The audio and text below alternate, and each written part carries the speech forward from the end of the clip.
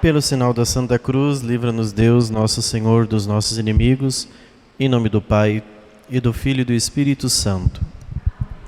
Vamos pedir a proteção dos santos anjos da guarda, a fim de que nos defendam sempre de todos os males, perigos, oriente o nosso viver, a nossa vida, sempre segundo os desígnios de Deus.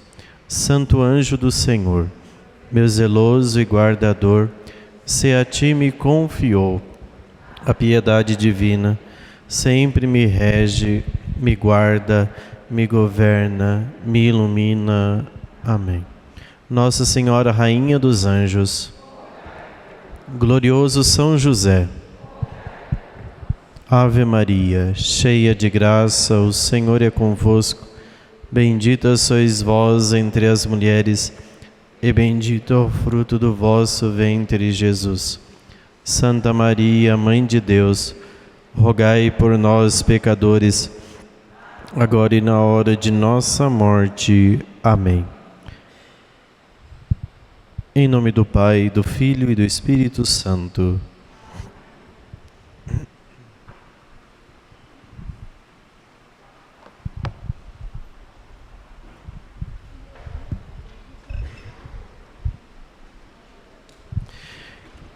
Então nós vamos, depois de termos concluído o nosso estudo a respeito do Evangelho de Mateus, que fizemos no último encontro, vamos hoje tratar de um novo tema. Eu até indiquei esse tema lá no grupo, a respeito dos anjos. Como nós temos mais 2 encontros antes da novena, que é hoje e a próxima semana, depois nós vamos ficar 2 semanas sem nos encontrarmos, só nos encontraremos em outubro, porque vem a novena, a festa de Santa Teresinha. Eu creio que a gente consiga, no encontro de hoje, da próxima semana, falar a respeito do mistério dos anjos. Então, quando a gente vai entrar neste capítulo a respeito do Tratado dos Anjos, muitas coisas a gente pode tomar sobre muitas perspectivas essa dimensão. Uma primeira ideia que nós podemos começar a tratar a respeito dos anjos é a respeito de um tratado dentro da teologia que se chama Criação. Então nós vamos falar, por exemplo, do mistério da criação, quando Deus faz todas as coisas.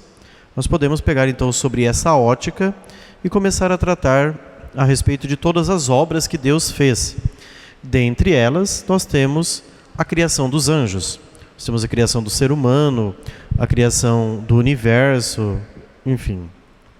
Mas também nós podemos tomar sob uma outra perspectiva, que é o tratado a respeito dos anjos. O tratado a respeito dos anjos, na teologia, se chama angiologia, ou também podemos chamar de angelologia. É o tratado em que a gente estuda acerca dos anjos. Eu não vou seguir nem a criação, porque a criação delonga muito tempo para a gente chegar até nos anjos, e também se a gente for fazer uma abordagem mais a partir da angelologia, isso demanda também um pouco de tempo. O que eu vou tentar tratar a respeito dos anjos? Então, a primeira coisa é que um elemento dentro do mundo angélico é a ligação dos anjos com o pecado. Então, a primeira coisa que nós precisamos saber é que quando a gente fala do pecado, o pecado ele não é uma invenção humana. O pecado ele é uma invenção angélica. Foram os anjos os primeiros a pecar. Então, esta realidade que o ser humano experimenta do pecado é uma realidade angélica. E aqui há uma característica interessante para a nossa vida. É que, se o pecado é uma invenção angélica, O pecado ele está muito ligado com o espírito.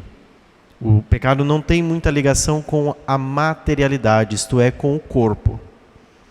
Faço esta consideração, por quê? Porque é importante nós sabermos que o pecado é justamente esta realidade angélica experimentada também na natureza corporal, no nosso corpo, mas ele é uma realidade eminentemente espiritual. Então aqui faço essa consideração. Primeiro, o pecado é uma realidade angélica e, portanto, os primeiros a pecar foram os anjos. Depois, evidentemente, lá o livro do Gênesis faz todo o relato no capítulo 3, dizendo que os nossos primeiros pais foram seduzidos pela serpente e incorreram, consequentemente, na queda. Segundo, nós não conseguimos compreender a gravidade do pecado, porque o pecado é justamente uma realidade espiritual. Então, assim, como que a gente vai conseguir ter consciência de que um pecado grave, ele tem uma gravidade profunda? Somente se a gente ver tal realidade sob a perspectiva espiritual. Porque como nós estamos muito associados ao corpo, à materialidade, existem pecados que talvez você nem considere tão graves. Vocês podem dizer, a pessoa diz assim: padre, mas eu não sinto que isso é pecado. Aqui está o problema, porque o pecado ele não é uma realidade sentimental, ele não é uma realidade somática, ou seja, do corpo, ele é uma realidade espiritual. Então uma pessoa diz: mas eu não sinto que isso daqui seja pecado, embora ela tenha cometido um pecado grave, de uma natureza pecaminosa mesmo. Mas ela não vê isso, por quê? Porque ela só está olhando a questão somática, isto é, soma é corpo. Ela só está olhando a realidade corporal, ela não consegue ver a realidade espiritual. Mas, padre, por que nós não conseguimos ver a realidade espiritual? Depois do pecado original, nós perdemos aquele olhar que nós tínhamos de ver a gravidade das coisas. Então, o pecado original, que é um outro capítulo dentro da criação, mas que não convém falar agora, é um capítulo que a gente precisa estudar para a gente entender um pouco dessa realidade do mundo angélico. Estou falando tudo isso só para a gente ver que quando a gente vai falar dos anjos, talvez você vai pensar: eles vão falar daqueles bichinhos gordinhos, fofuchos, né, gordinhos com asinhas. Não, não é isso que nós vamos falar. Até mesmo porque os anjos daquele jeito são feios, né? Os anjos são realidades bonitas, não é aquela criança gordona, bochechuda, com asinhas. Às vezes a gente cria um imaginário, os anjinhos, essas coisinhas gordinhas, né? Mas não é nada disso. Os anjos são muito mais. Então, para falar dos anjos, nós vamos ver como existe uma ligação profunda do mundo angélico com a nossa própria vida espiritual. Por isso é importante falar desse capítulo dos anjos, certo? Ponto 3. Se nós vamos falar de anjos, nós não podemos deixar de falar de um anjo decaído, o demônio. Talvez aqui a gente poderia entrar num outro tratado da teologia, que é um tratado que desperta muita curiosidade também, a demonologia. Ou seja, a demonologia é o tratado a respeito do demônio. Vamos estudar Satanás, por exemplo. Então, é um outro tratado que também desperta muita curiosidade, as pessoas ficam querendo saber, né, como, não tanto o demônio em si, mas aquilo que o demônio pode provocar, como, por exemplo, uma possessão demoníaca. Então, aqui é um outro campo da teologia que também nós podemos falar. Por que é importante falar isso? Porque nós não podemos falar do tratado dos anjos sem citar aquele que foi decaído, o demônio. Então, primeira coisa, dentro da demonologia, o demônio é um anjo. É um anjo que foi criado por Deus bom e que por desobediência caiu. O demônio é uma criatura divina. Foi Deus quem criou o demônio. E criou dotado com capacidades muito grandes. Só que depois, por desobediência, o demônio incorreu na queda e, consequentemente, ele precipitou aos abismos do inferno. É interessante porque,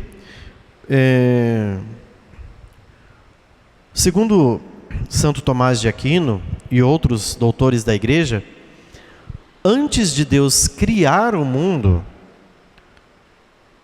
ele já havia criado algumas realidades espirituais, dentre elas os anjos. E Deus precisava colocar os anjos a uma prova. Só que os anjos não estavam no tempo, não estavam numa realidade temporal. Os anjos estavam numa realidade que os santos costumavam chamar de evo, que é uma realidade dinâmica, que não há tempo, mas só para a gente tentar entender, né, que é fora da temporalidade. E os anjos foram submetidos a uma prova, porque os anjos não podem estar em um espaço, em um tempo, porque eles não são dotados de corpo, eles são dotados de espírito. O anjo, ele é um espírito. Então, os anjos foram colocados a uma prova. E dentro desta prova, se o anjo escolher, aquilo que o anjo escolhe, está definido. Então o anjo não é como nós. Por exemplo, você vai lá, peca, tem a oportunidade de se converter e mudar de vida. Os anjos não têm essa oportunidade. Uma vez decidido, o coração deles só quer aquilo. Nós ainda, enquanto estamos na realidade corporal e material, temos a oportunidade, por exemplo, de querer se converter. É por isso que a igreja diz que se você morre em pecado mortal, uma vez que você morreu em pecado mortal, não tem como você converter mais. Porque se morrer em pecado mortal, e iminentemente, já de imediato acontece o seu juízo, aquilo que você queria, enquanto você estava no corpo e você cometeu, a sua alma vai querer para sempre. Não sei se estou me fazendo entender, mas é só para a gente entender um pouco da dinâmica do tempo, da temporalidade, para a gente tentar entender um pouco do mundo dos anjos, certo? Então, os anjos foram colocados a uma prova, e Deus queria submetê-los a uma prova. Só que Lúcifer, sendo, a palavra Lúcifer significa anjo de luz, não querendo se submeter a Deus. E qual foi a prova que Deus deu? A prova que Deus deu é que os anjos deveriam se submeter a uma pessoa divina, mas que iria assumir a natureza humana, que era Cristo. Ou seja, eles deveriam adorar a humanidade. E isso para os anjos era um absurdo. Para alguns anjos, sobretudo para os anjos que se rebelaram. Por quê? Porque eles deveriam adorar a humanidade santíssima de Cristo. E eles, não querendo adorar uma criatura de barro, eles não se submeteram. Portanto, precipitaram ao inferno. É por isso que Lúcifer quer destruir, de todos os modos, a natureza humana. Por quê? Porque o pedido de Deus foi que eles se submetessem a servirem a natureza humana. E os anjos, nós sabemos que estão numa hierarquia acima dos seres humanos. Numa hierarquia, os anjos estão um grau acima de nós, porque eles são espírito. Nós estamos abaixo, nós somos corpo e alma. Então, os anjos, em relação a nós, eles são maiores do que nós. Só que Deus pede que aqueles que são maiores do que nós nos sirvam. Um anjo soberbo não aceita isso. Quem está num grau da hierarquia maior, deseja o quê? Deseja ser servido por aquele que está na patente abaixo, ou seja, na hierarquia abaixo. Como os anjos não aceitaram essa submissão, portanto, incorreram na queda. Por que Deus impõe uma prova aos anjos? Por que Deus faz isto, né? Pergunta Santo Tomás. Mas por que Deus vai lá e submete todos os anjos a uma prova? Ele responde: Primeiro, Deus submete não somente os anjos, mas como todas as criaturas a uma prova. Por quê? Para que Ele possa conceder um grau de felicidade e realização. Nenhum ser chega à plenitude e à realização se ele não for submetido a uma prova. Ou seja, se Deus chega diante da criatura que Ele fez e mostra a sua essência, ou seja, aquilo que Ele é na sua profundidade, não tem como uma criatura não querer adorar a Deus. Quem vê Deus não quer outra coisa. Se basta. Por que Deus submete à prova? Por um ato de liberdade. Se Ele coloca você diante dele e mostra a essência dele, o que acontece conosco? Se Deus chegasse aqui e mostrasse a essência dele para você, o que acontece com você? Nesse momento você perde a liberdade. Acabou a liberdade. Porque você não quer outra coisa a não ser aquilo.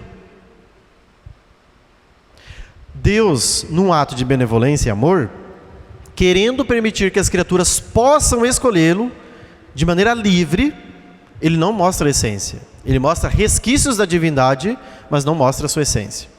Porque um ser que vê a essência de Deus não quer outra coisa a não ser aquilo. É por isso que eu fico assim, perplexo.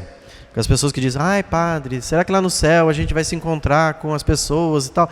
Gente, que eu vou querer ver os outros no céu? Se eu vou ter a essência de Deus, ou seja, a plenitude do meu ser, aquele que me basta. Entende? É que a gente não dá muita conta desses conceitos da filosofia, que são fundamentais. Essência, potência. A essência é aquilo que você tem de mais profundo, ou seja, Deus, a essência de Deus é a plenitude de qualquer ser.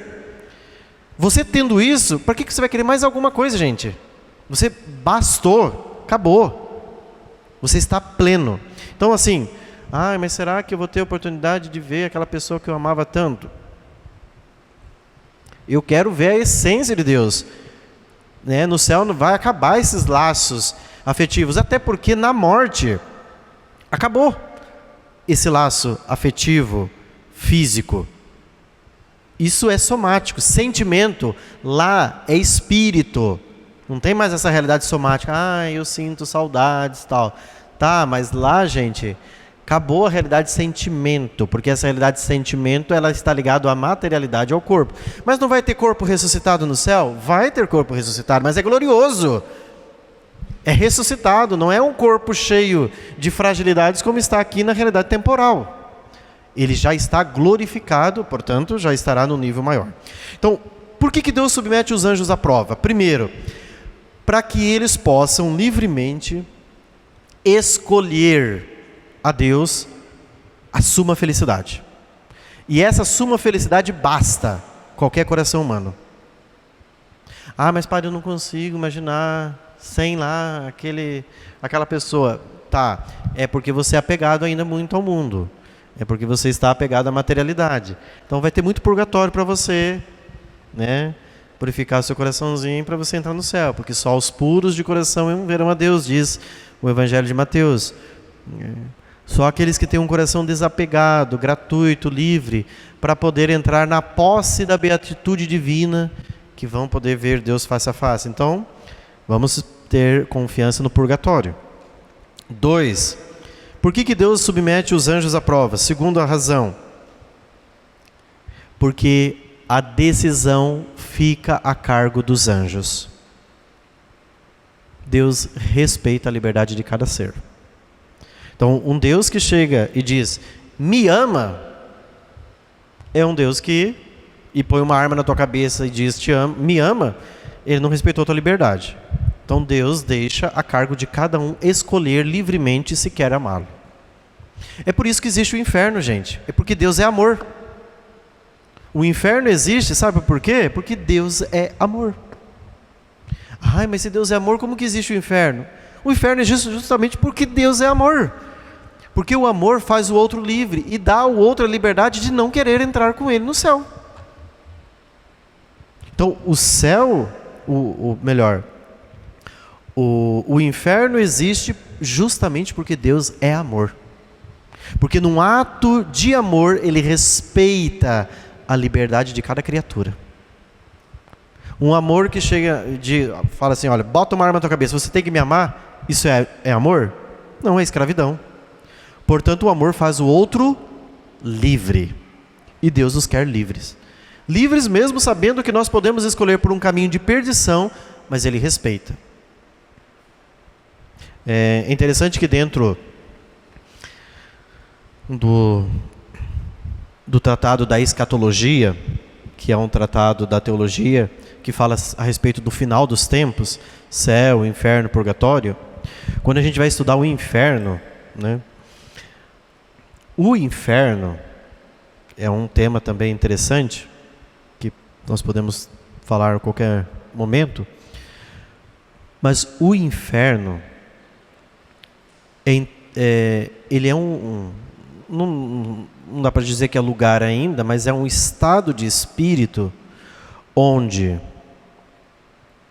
mesmo as pessoas que estão lá, ou o demônio que também lá está, é um lugar onde Deus ama aqueles que lá estão. Por exemplo, nesse momento Lúcifer está no inferno. Para que Lúcifer esteja no inferno, é preciso que Deus esteja pensando em Lúcifer. Porque se Deus deixar de pensar em Lúcifer, Lúcifer cai no nada. E todas as coisas que existem porque Deus pensa naquelas coisas.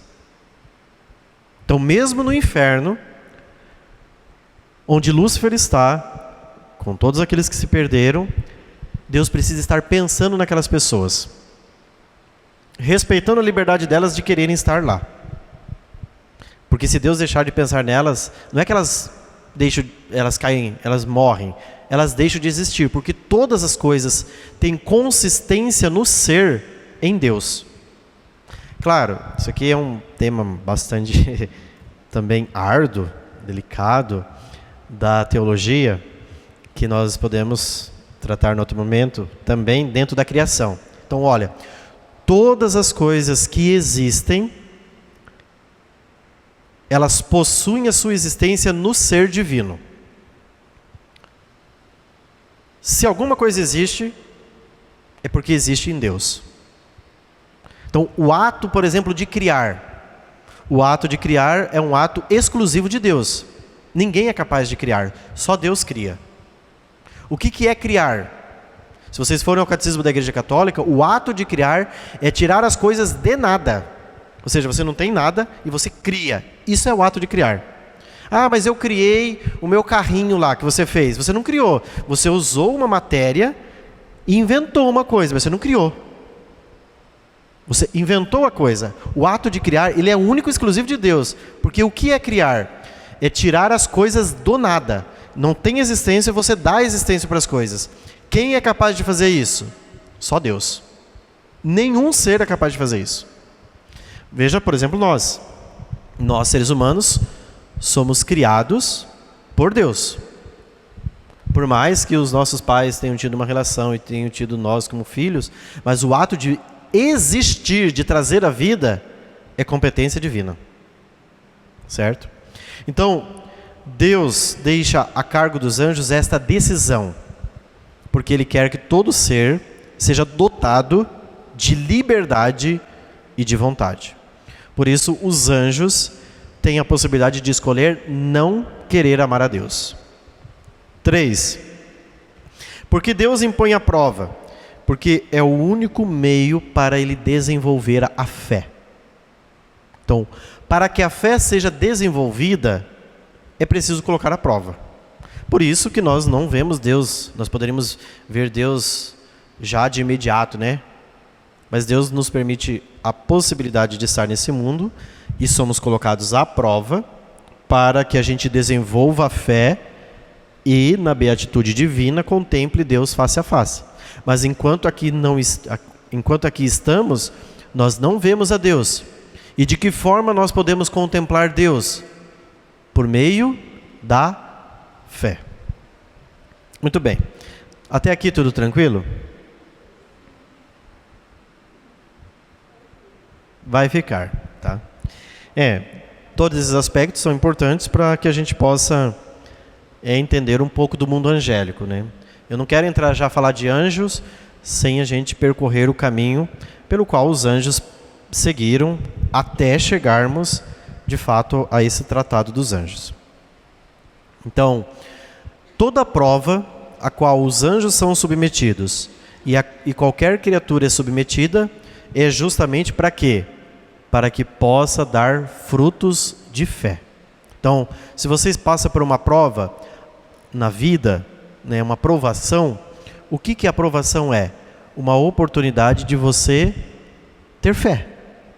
Nossa, eu estou passando por uma provação, a gente diz, né? A prova é um meio de a gente exercitar a nossa fé. De dizer, olha, está doendo, está difícil, mas eu creio. Certo. Quando a gente continua a falar do mundo dos anjos, depois nós vamos ver alguns aspectos no Catecismo da Igreja Católica, seria interessante a gente entrar num ponto específico. Mas se não havia tempo, né, no mundo angélico, como que os anjos existe um antes e um depois? Ou seja, existe um antes no estágio em que os anjos eram todos bons, depois existe um estágio que alguns caíram e outros professaram a sua fé. Então, quais são as fases da desobediência dos anjos? Só para a gente entender. O mundo espiritual, ele é muito maior que o mundo visível, certo?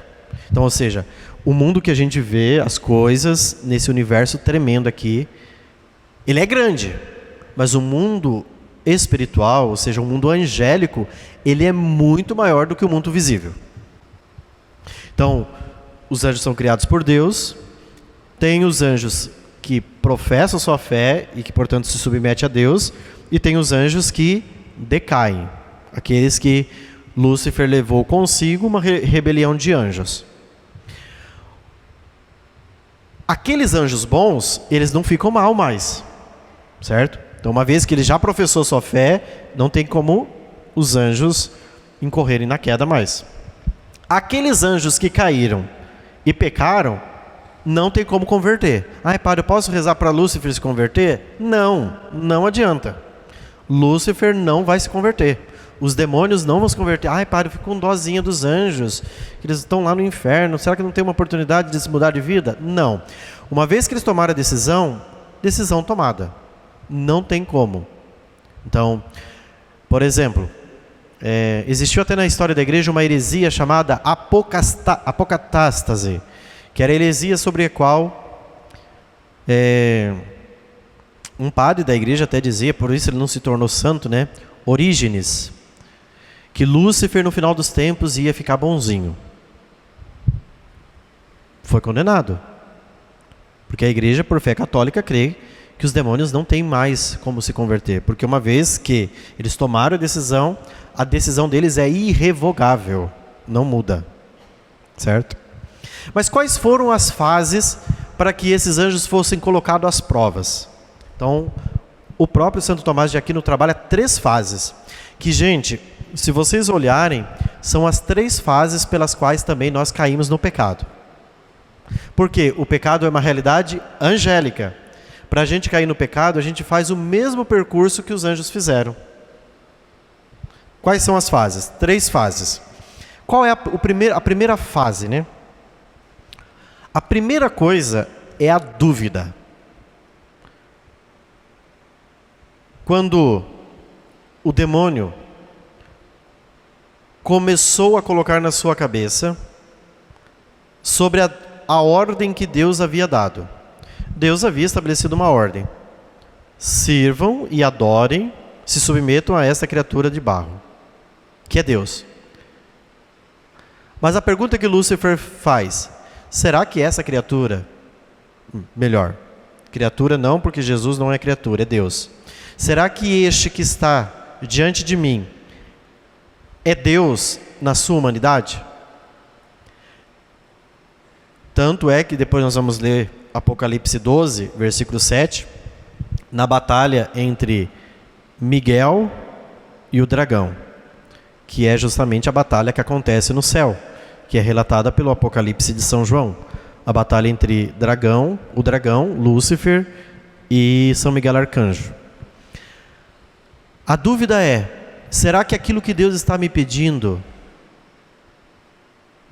é real? Então o demônio começa a criar justificativas. Ou seja, tenta se convencer de que Deus não é Deus. É por isso que daí aparece São Miguel dizendo o quê? Quem como Deus? Ninguém como Deus. A pergunta é, será que Ele é Deus? E a batalha de São Miguel vem justamente aí. Quem como Deus? Ninguém como Deus.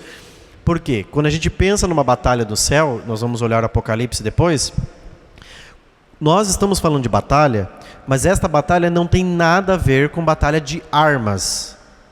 Não é uma batalha armada. Então a gente já... o nosso imaginário ele é muito bom. Aí a gente já pensa São Miguel lá com uma espadinha e Lúcifer vindo. Tá. Não tem nada disso, né?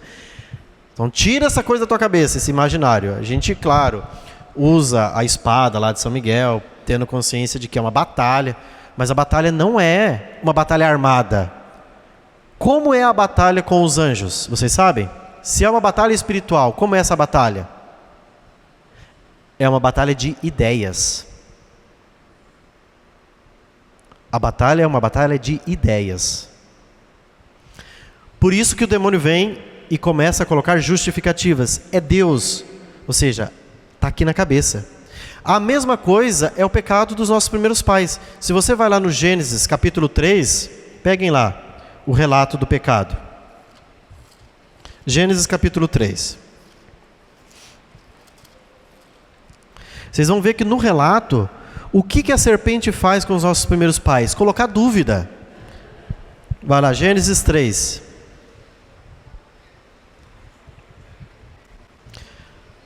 O Gênesis é o primeiro livro da Bíblia.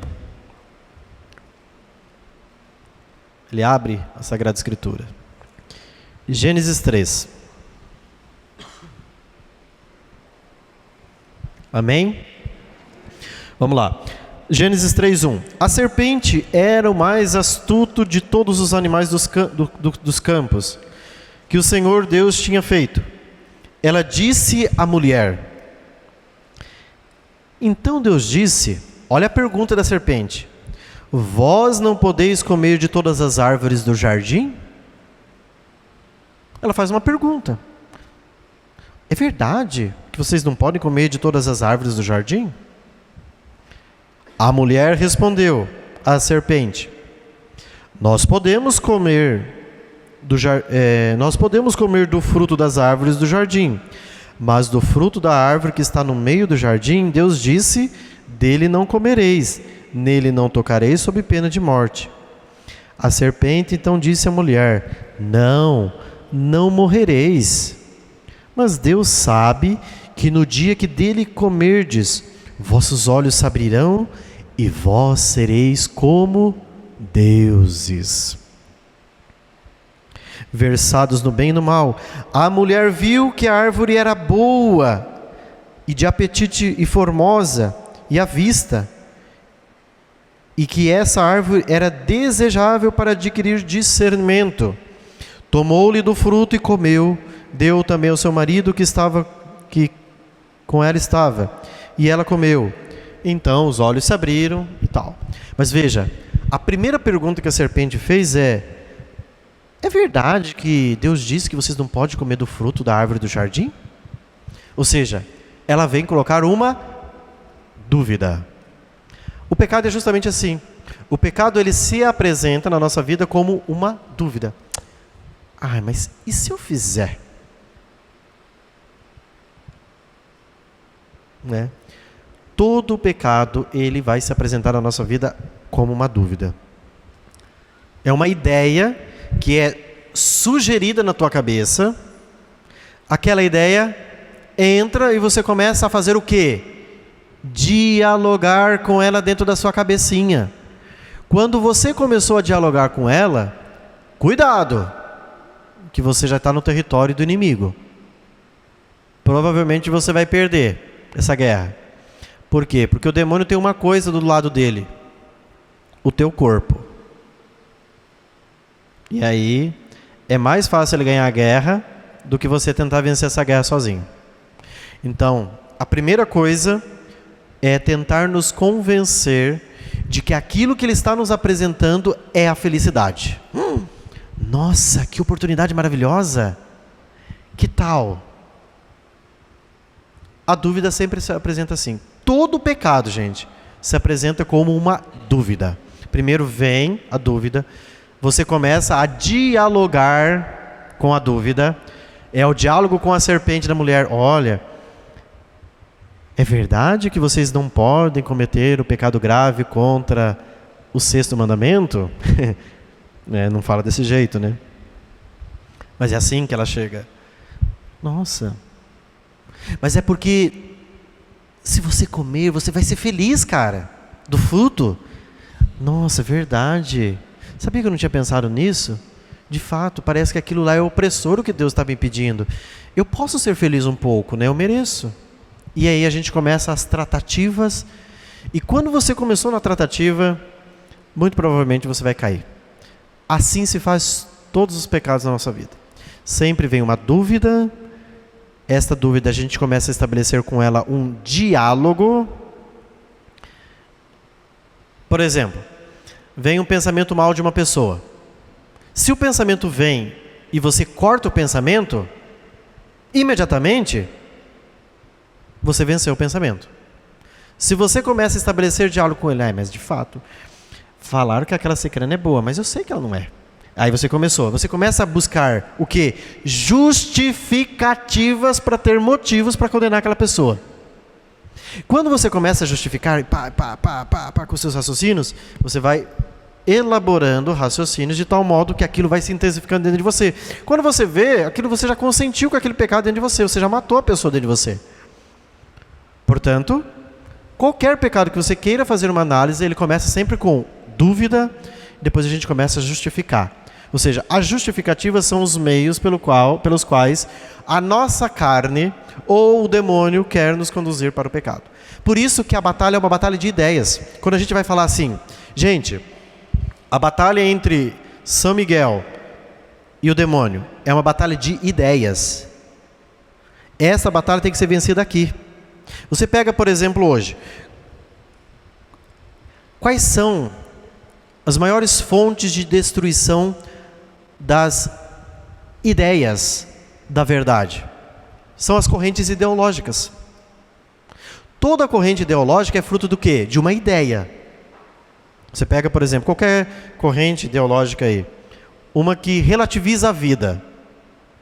Aquela teoria, aquela ideologia, relativiza a vida. E ela começa a fazer o quê? A propor dentro da sua cabeça que você tem que ser contrário à vida. Gente, você quer uma coisa mais satânica do que as ideologias, porque elas penetram e ganham força dentro de nós de tal modo que aquelas ideias vão ganhando tanta força que nem a verdade, embora a verdade tenha um poder tremendo, e ninguém segura a verdade, ninguém consegue acorrentar a verdade, porque a verdade, de fato, ela tem um poder libertador, mas as ideias vão sendo impregnadas, as pessoas vão aceitando as ideias e aquelas correntes vão ficando dentro de nós. E quando a gente vê, você que é um bom cristão, concorde com ideias relativistas, contrárias à vida, contrárias à família, favoráveis ao aborto e por aí vai. Sendo que você fala, nossa, meu Deus do céu, onde está a batalha? A batalha não está nas armas que a gente precisa lutar, a batalha está justamente nas ideias. E o campo mais minado de ideias é justamente o campo das ideologias, onde tem todo tipo de loucura e perversidade. Então, batalha, gente, está aqui, ó. A luta com São Miguel, que você tem que rezar a Quaresma de São Miguel, ela acontece aqui dentro, viu? Ela não acontece lá fora. As lutas maiores espiritualmente estão aqui dentro. E são essas batalhas que nós vamos precisar vencer. Então, por exemplo, um exorcismo. uma possessão demoníaca. O que acontece num exorcismo? Né? Vocês não têm medo de exorcismo, não, né? Começar a falar de demônio aqui, de possessão, né? Então, num exorcismo, o que um padre faz, um exorcista? O padre vai usar as orações que a igreja propõe para tirar o exorcismo, para tirar o demônio daquela pessoa.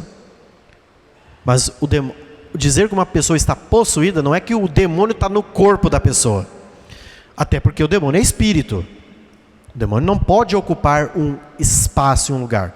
Quando a gente diz, olha, aquela pessoa está possuída por um demônio, isso significa que o demônio está concentrando a sua força naquela pessoa, ou seja, força de ideias.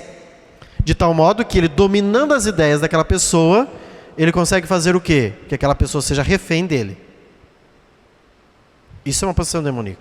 Você vê que aquela pessoa está possuída, ela tem forças que ultrapassam a sua capacidade física. Nossa, uma pessoa mirradinha e ela levanta 10 junto. Tem uma força, ou seja, sobrenatural. E de fato é uma força sobrenatural. Mas aquilo ali está acontecendo o quê? É que o demônio está concentrando a sua força de ideias naquela pessoa. E, portanto, ele tem aquela pessoa refém de si. Num regime onde ela domina aquela pessoa. Mas ela não domina o corpo da pessoa. Ele está dominando algumas faculdades daquela pessoa para fazer dela o que ele quer. O que o sacerdote vai fazer no exorcismo? O sacerdote vai usar as orações, né, que são 2 exorcismos que acontecem, um exorcismo invocativo e um imprecatório. O imprecatório onde ele ordena que o demônio saia. Eu te conjuro, e ele vai fazendo esse exorcismo. Para quê? Para que através do nome de Jesus, da Virgem Maria, dos anjos, de São José e de qualquer outra força celeste, aquele demônio seja derrotado. Mas você vai vencer pela autoridade da verdade. É isso que faz com que o demônio seja vencido, gente. É a verdade. É por isso que o demônio é chamado o quê? Pai da mentira. Porque o Lúcifer é especialista em mentir. Então, toda a ação mentirosa é ação luciferiana. Por isso que nós precisamos ser da verdade. Buscar a verdade. Por quê? Porque a verdade, de fato, nos liberta. Nos liberta de quem? Sobretudo das amarras do demônio. Ok? Então, por isso que a gente tem que combater no começo a coisa, gente. Se você tem uma dúvida, aquela dúvida está dentro da sua cabeça. Não é que qualquer dúvida é ação do demônio. Ah, eu estou com dúvida, eu estou com o demônio. Não é isso que eu estou dizendo. Senão as pessoas, ai padre, eu estou com dúvida, então isso aqui é uma ação demoníaca? Não. A dúvida como proposta para a condução do pecado. Então olha, o demônio vem e faz sugestões. Ele sugere. A sugestão está diante de ti. Quem vai escolher? Se sim, se não, é você. Proposta ele faz. Vamos comigo? Aí você vê, nossa, parece que ele está me oferecendo um caminho de felicidade. O caminho de Deus vai ser um caminho de prova, de pedra. Qual é a mais agradável? Sensivelmente. De maneira apetitosa. Apetitosa que não é só comer. O apetite é essa vontade que existe no ser humano, o apetite concupiscível, de realizar-se com aquilo que está à disposição. Todos nós temos esse apetite, que é o apetite que a mulher viu que era apetitoso. Nossa, é a felicidade. Nós vamos ser iguais a Deus. E quem de nós não quer ser igual a Deus, gente? Ser igual a Deus é ser detentor do bem e do mal. Você tem diante de si a prerrogativa de poder dizer, isto é bom, isto é mal. Aí os nossos primeiros pais seduzidos incorreram na queda. Nós só fazemos o quê? Repetimos o comportamento de Adão e Eva. Tudo bem, isso para falar da dúvida, né? Então a primeira coisa que o demônio faz é colocar dúvida na nossa cabeça. Vocês pensaram que falar de anjo era Ai, vamos falar de anjinhos. Os anjos são coisinhas fofuchas que estão lá no céu, aquelas criancinhas gordinhas, redondinhas, que a gente aperta a bochechinha.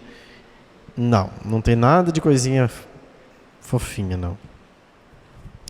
Até porque os anjos não são fofos, né? Os anjos são dotados de espírito, né? Outra coisa, outra fase da desobediência. A primeira é a dúvida, a segunda é a vontade. Ou seja, a vontade é aquela que escolhe os conselhos da inteligência. Então, quem peca, gente? Eu já falei disso aqui numa das primeiras aulas. Quem peca é a inteligência e a vontade. Ponto. Por isso, os animais não são capazes de pecar. Quem peca, portanto, são os anjos e as criaturas humanas. Só. Os animais não são capazes de pecar, porque não são dotados de inteligência.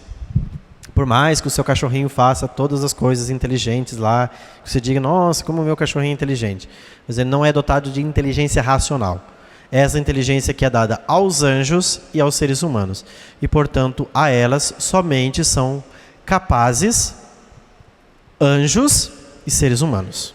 Só. Então, como a vontade escolhe? A vontade escolhe de acordo com a inteligência. Se a inteligência adere e quer, a vontade vai lá e abraça. É por isso que os anjos pecaram. Porque os anjos têm inteligência e vontade, embora os anjos não tenham corpo. Claro, mas padre, vocês vão poder me perguntar,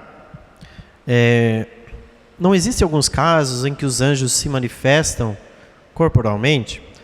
Esse é um outro capítulo que nós podemos falar mais adiante. Se os anjos são puramente espiritual, né? Existem alguns casos na tradição, e até mesmo na história da igreja, que há revelação dos anjos com esta realidade materializada. Mas aí é um outro capítulo da teologia, certo? O fato é que existe ainda uma terceira fase de desobediência, que é a liberdade. Então, todo processo de desobediência passa por essas fases: dúvida, vontade, liberdade. Então, a dúvida é posta na tua cabeça através da inteligência. Será? Será que eu faço isso? Será que não? A vontade diz, vai sim. A inteligência às vezes, mas será que depois eu vou me arrepender? Mas a sua vontade diz, vai. Mas ela vai de acordo com os ditames da inteligência. Até que a sua liberdade, ela escolhe. Sim ou não. Você é livre. À medida que você escolhe, você pecou.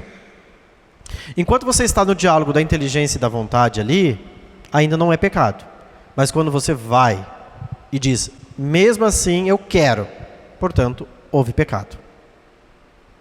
Essas foram as fases pelas quais os anjos desobedeceram. E quais foram os pecados dos anjos? Já que os anjos pecaram. Uma vez que o pecado dos anjos é uma realidade espiritual, os anjos podem pecar de dois modos apenas. Quais foram os dois modos pelos quais os anjos pecaram? Orgulho e inveja. Esses são pecados angélicos. Não tem como o anjo pecar contra a castidade, porque os anjos não têm corpo para pecar contra a castidade. Não tem como os anjos pecar por gula, porque os anjos não comem, né? Então, não tem como os anjos pecar pela preguiça, porque preguiça tem quem tem corpo. Então, esses pecados são pecados do corpo. Os dois pecados que os anjos cometeram são orgulho e inveja. De que modo o orgulho?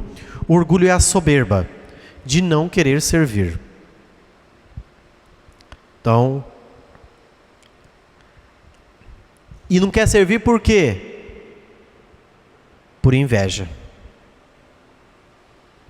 Porque eles têm inveja de uma criatura, de um ser, melhor, ser adorado na sua humanidade, ou seja, ser adorado na sua matéria, que é nosso Senhor Jesus Cristo.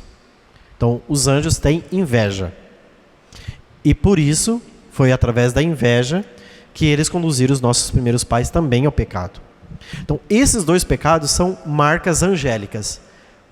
A soberba, o orgulho, e o pecado da inveja. Certo? Quer ver a prova lá que os anjos pecaram por inveja? Está lá em Gênesis 3:5, né?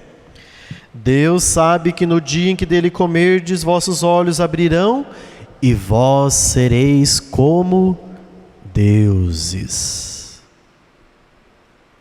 Né? Vocês serão deuses. Nossa, gente, imagina que oportunidade maravilhosa de você ser Deus. Você dizer assim: nossa, eu poderia eliminar do mundo dos mortos toda essa raça, né, que me faz mal. Aqueles que me fazem o mal eu posso. Imagina, eu sendo Deus, tendo a prerrogativa de dizer: tchau, você sai daqui do mundo.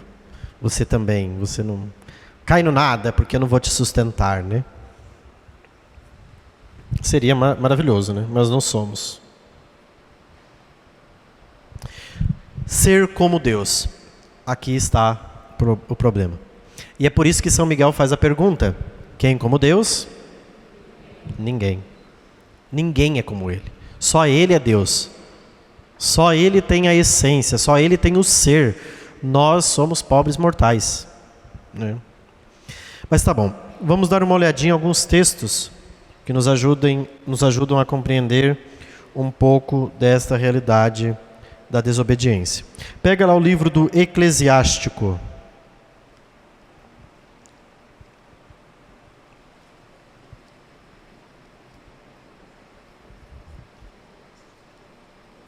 Eclesiástico.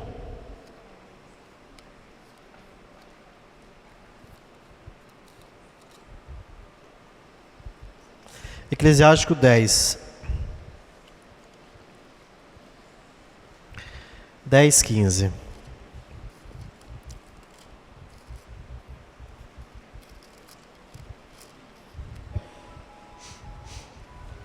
Eclesiástico 10:15. Amém? Tá lá. O princípio do orgulho é o pecado, e o que possui difunde a abominação. Então, o princípio de tudo, gente, é o orgulho, a raiz do pecado. Essa raiz está em todos nós, depois do pecado original, né? Se vocês quiserem pegar um pouquinho mais acima, versículo 12. O princípio do orgulho humano é abandonar o Senhor e ter o coração longe do Criador, ou seja, querer ser Deus sem Deus. Porque o princípio do orgulho é o pecado, e o que possui difunde abominação. Por isso o Senhor tornou brilhante sua miséria e o reduziu ao nada. O Senhor derruba o trono dos poderosos e assenta os mansos em seus lugares. O Senhor arranca a raiz dos orgulhosos e planta os humildes em seu lugar. O Senhor destrói o território das nações e aniquila-as até o subsolo. Deus é Deus, gente. Quem é como Deus? Ninguém. Ninguém. Então, tendo esta consciência de que as duas raízes de pecados angélicas são orgulho e inveja, nós damos mais um passo. Portanto, concluímos essa primeira parte, que o pecado é uma deformidade para a inteligência e para a vontade. Toda vez que a gente peca, a gente está deformando a nossa inteligência e a nossa vontade. E está trazendo prejuízo para a nossa alma.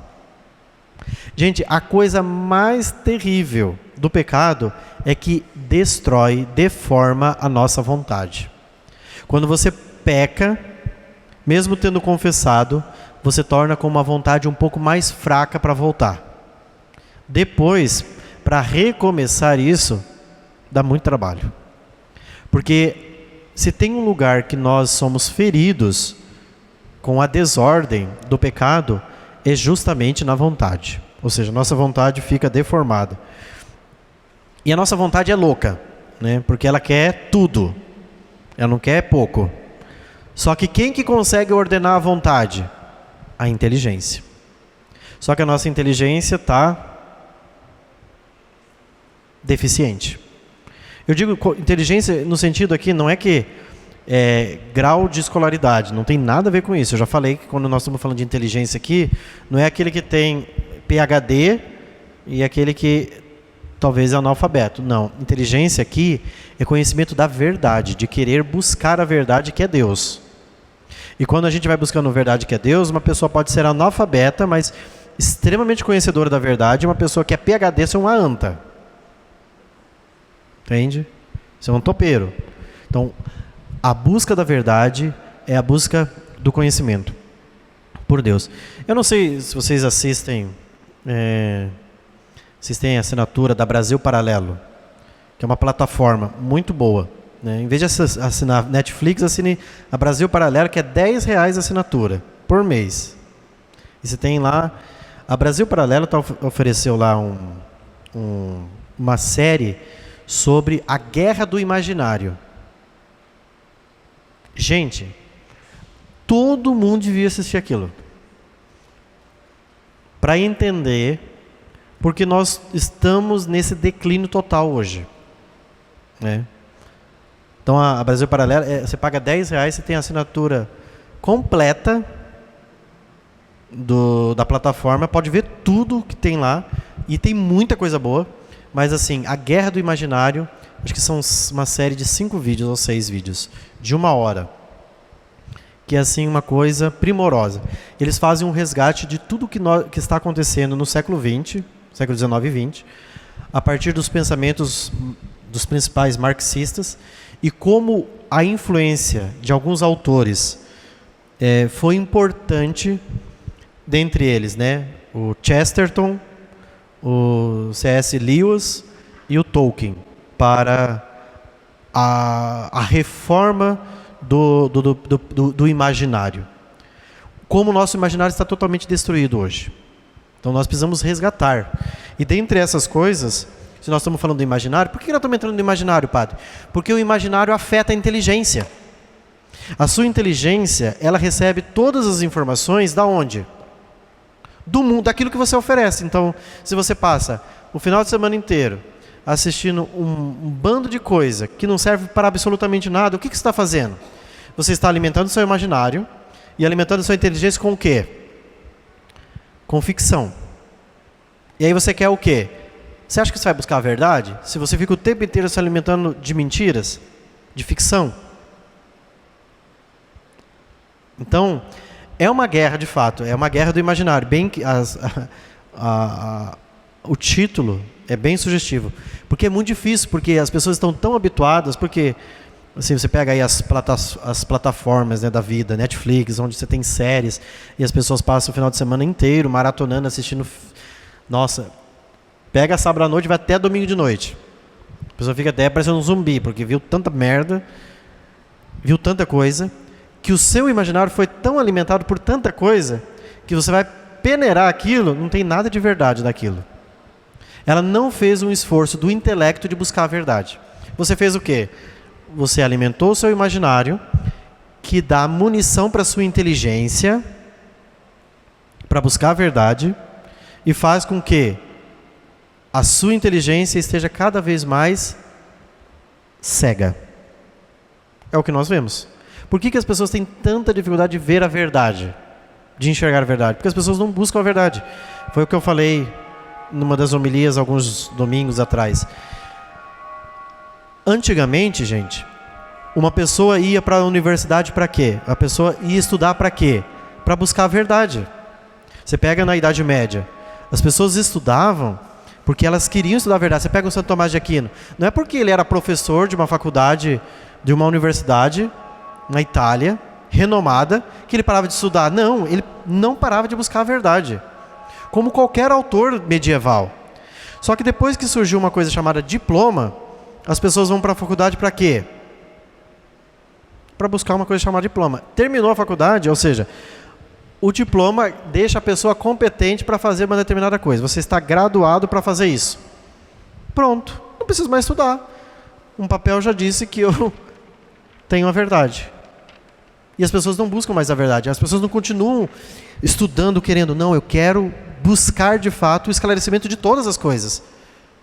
Não, eu tenho um conhecimento de uma ciência. Essa ciência me faz apto para lecionar e pronto. A pior coisa que se inventou na Idade Média foi uma coisa chamada universidade. Essa fala não é minha, viu?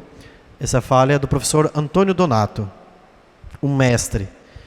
A pior coisa que se inventou no período medieval foi uma coisa chamada universidade, porque as pessoas não vão buscar a verdade. As pessoas vão buscar uma coisa chamada diploma. Depois que instituiu um negócio chamado diploma, as pessoas se acomodaram. Você pega os filósofos antigos, gente, eles passavam a vida estudando dentro de uma biblioteca para querer conhecer, para tentar entender todas as coisas. Hoje, não é mais assim. E aí, o que acontece? Não buscando a verdade, estou falando tudo isso por causa da inteligência, as pessoas vão ficando cada vez mais cegas e não enxergam com clareza as coisas. Estou falando tudo isso para quê, né? Porque nós não vamos entender o mundo angélico sem inteligência. E aqui inteligência é espiritual. Eu vou ficar falando muitas coisas, vocês vão falar assim, nossa, estou viajando. A gente vai precisar estudar e estudar muito. É por isso que, na verdade, eu despertei a catequese paroquial. A catequese é o quê? É uma sugestão para a gente fazer um esforço para buscar a verdade. É um esforço incipiente, insignificante, eu sei, mas é um esforço para que a gente saia do marasmo, da região de comodidade, conforto, para a gente fazer um esforço, porque a gente precisa fazer esse esforço, senão a gente não conhece. E qualquer coisa que a gente vá conhecer dentro do campo da teologia, eu posso jogar muita informação para vocês aqui, gente. E vocês falarem, nossa, eu conheço isso da teologia e tal.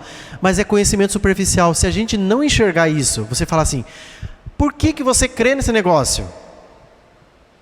Porque eu vi a verdade. Entendeu?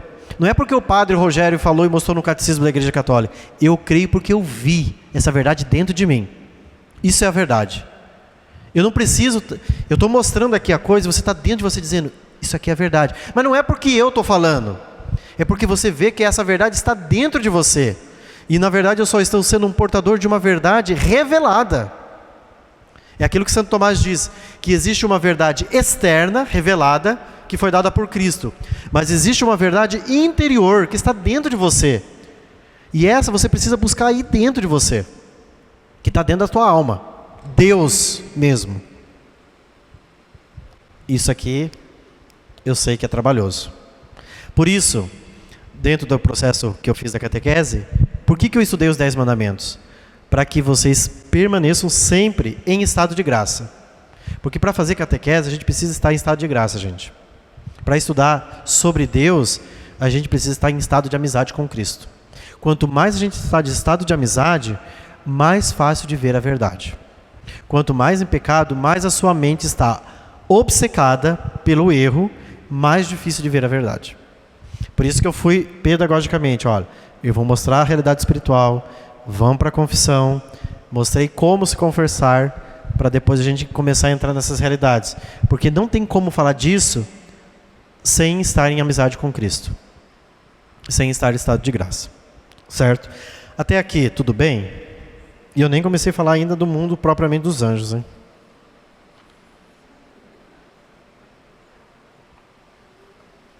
Oi? Vocês estão bem?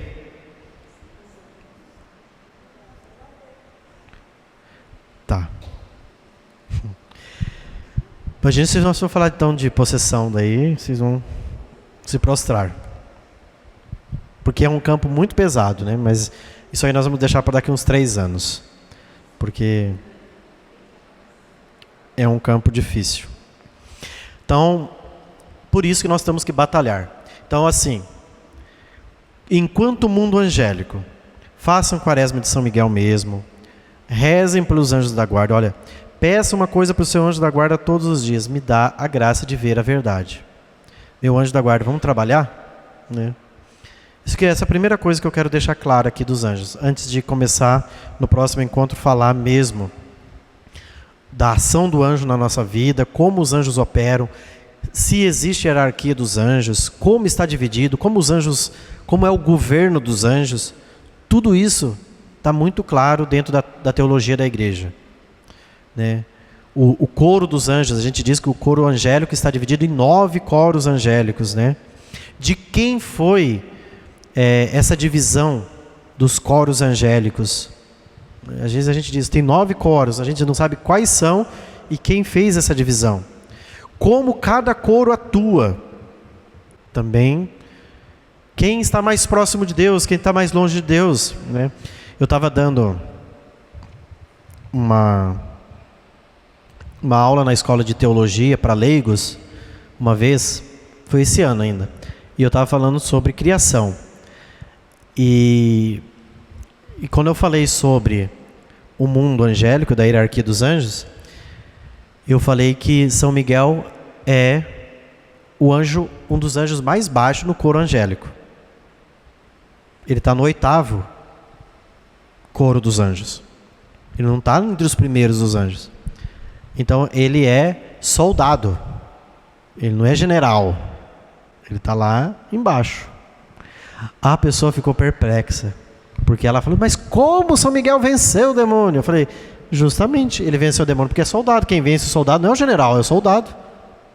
Quem bota na frente da trincheira são os soldados, não são os grandes. São Miguel não é o maior no exército celeste. Ele é um dos menores. E por que ele venceu? Porque é menor. Porque está lá embaixo na hierarquia. Os maiores na hierarquia são os serafins. A palavra serafim significa amor ardente. São aqueles que estão mais próximos de Deus e têm um amor mais próximo a Deus. Um amor seráfico, né? Por isso que nós dizíamos que São Francisco é um pai seráfico, não é? Por quê? Porque o amor dele é um amor ardente por Deus.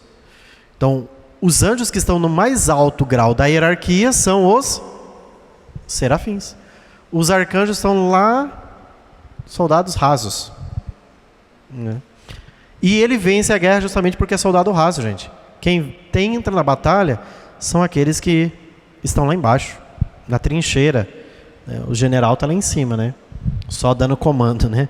Os anjinhos estão lá, os soldadinhos se arrebentando. Então, é assim. Então, quando a gente for estudar a hierarquia, a gente vai ver que o São Miguel está no 8º coro dos anjos. Está no coro mais baixo. Depois de São Miguel só tem o nosso anjo da guarda. Acabou. Acima de São Miguel daí tem os principados, as potestades, as virtudes, os tronos, os poderes, os querubins e depois os serafins. Esse é o coro angélico, né? Que nós vamos ver no próximo encontro. Então, a batalha de São Miguel é uma batalha que a gente precisa travar. A batalha com o nosso anjo da guarda a gente precisa travar e pedir ao nosso anjo da guarda que nos ajude a vencer ideias. Sobretudo as ideias que são contrárias ao plano divino. Aquelas ideias que são do caminho de morte, de destruição. As ideias que o demônio sugere à nossa cabeça para que a gente entre numa luta espiritual. Certo? Acho que já cansou a cabeça hoje, né? Eu tenho muito assunto para falar, mas como nós vamos entrar já num segundo ponto, numa outra seara aqui, eu quero deixar esse ponto para a semana que vem, para a gente tentar encerrar um pouco do que é essa batalha, falar dos coros angélicos e falar do nosso anjo da guarda, que é um ponto. Mas assim, a primeira coisa é desmistificar toda essa ideia de anjo que a gente tem. Os anjos estão aqui, nosso anjo da guarda está conosco, nós devemos lutar com eles. E, gente, é fundamental que a gente tenha um relacionamento com o nosso anjo da guarda.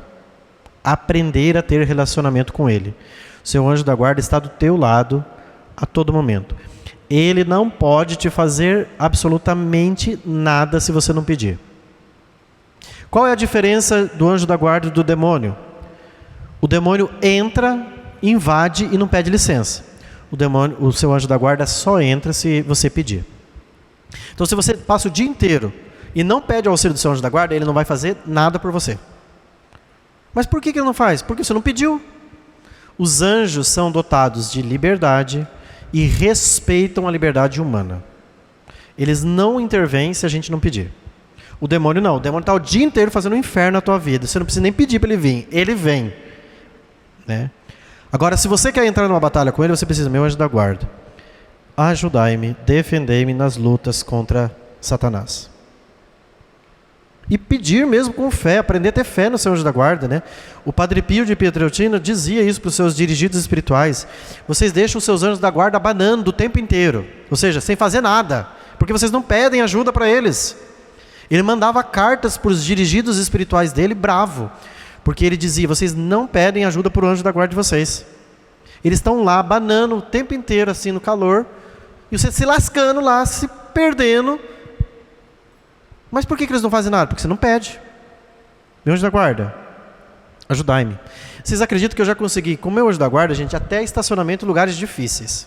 Eu falava, meu anjo da guarda, estou atrasado, eu preciso de uma ajuda, que você abra um caminho. Gente, e com fé, não pedi com brincadeira. Eu criei na ação dele. E eu cheguei lá, tinha lugares para estacionar. Entendeu? Então você precisa pedir. Ah, mas o anjo da guarda vai tirando os caminhões da frente? Não, mas vai facilitar o caminho. Peça intervenção, os anjos têm poder. Vocês creem nisso? Vocês são católicos? Né? Nós vamos ver depois no próximo encontro a ação dos anjos na vida de Jesus e na Sagrada Escritura.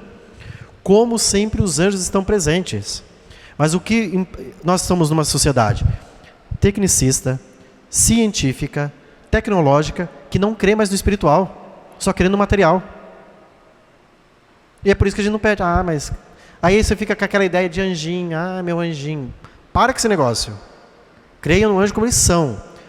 Eles são criados por Deus, estão ao nosso lado para ajudar numa guerra. Peça ajuda com fé. Creia, olha, eu preciso dessa ajuda. Existem casos, eu digo testemunho da minha própria vida, que eu dizia, olha, eu tenho que lidar com uma pessoa difícil hoje. Eu pedia para o anjo da guarda, vai na frente, vai lá e conversa com o anjo da guarda da outra pessoa para abrandar o caminho, para tornar mais fácil. E chegava lá, a coisa saía do melhor jeito possível. Agora, quando a gente vai querendo confiar nos nossos... Não, eu tenho as respostas prontas do mecanismo, a gente vai muito por nós. Peça o auxílio da graça. Tenha fé, acredite. E você vai ver que acontece de maneira sobrenatural. Mas a gente precisa crer. Não é só, meu anjo da guarda, tira os carros lá da frente do Sicredi porque eu preciso estacionar lá. Ah, vai plantar batata também, né? Daí não dá, né? Daí eu preciso chegar lá e o estacionamento está livre para mim estacionar. Assim, nossa, de fato. Não é esse tipo de coisa, né? É para você ter fé naquilo que você está pedindo. Olha, eu preciso de uma ajuda para uma decisão difícil que eu vou tomar hoje no meu trabalho, na minha vida familiar, meus filhos. Eu preciso ter uma conversa séria com uma pessoa. Então me ajuda, instrui, para que a verdade prevaleça. Para que o demônio não use das suas maquinações para ferir, usar contra as pessoas, usar contra mim, mas seja a serviço do bem. Se a gente pedir nessa batalha, a gente consegue. Se alguém tiver alguma curiosidade, aí pode pegar o Catecismo da Igreja Católica, no marginal 328. É o que a gente vai começar no próximo encontro, tá? Marginal 328, que é o marginal do Catecismo que fala sobre os anjos. Aí nós vamos ver o Catecismo, ver a hierarquia dos anjos e ver a batalha de São Miguel no Apocalipse 12, versículo 7. Estamos nesse mês, né, dentro da Quaresma. Acho oportuno a gente falar sobre isso também e também falar um pouquinho sobre o nosso anjo da guarda. Lembrando que no dia 2 de outubro, né, a gente celebra os Santos Anjos da Guarda, né? Então, peçamos também ao nosso anjo da guarda que nos defenda. Vamos agradecer a Deus mais uma oportunidade de estudo. E vamos pedir com bastante confiança ao nosso anjo da guarda, que ele esteja sempre ao nosso lado, defendendo-nos do perigo, dos malefícios, das insídias de Satanás e de seus anjos. Santo anjo do Senhor, meu zeloso e guardador, se a ti me confiou a piedade divina, sempre me rege, me guarda, me governa, me ilumina. Amém. O Senhor esteja convosco. Por intercessão da bem-aventurada Virgem Maria, Rainha dos Anjos, abençoe-vos o Deus Todo-Poderoso, Pai e Filho e Espírito Santo. Amém. Olha o que vocês rezam na oração do Santo Anjo. Santo anjo do Senhor, meu zeloso e guardador, se a ti me confiou a piedade divina. Se Deus te confiou, o Senhor me rege, me guarda, me governa, me ilumina. Deus abençoe e até a semana que vem.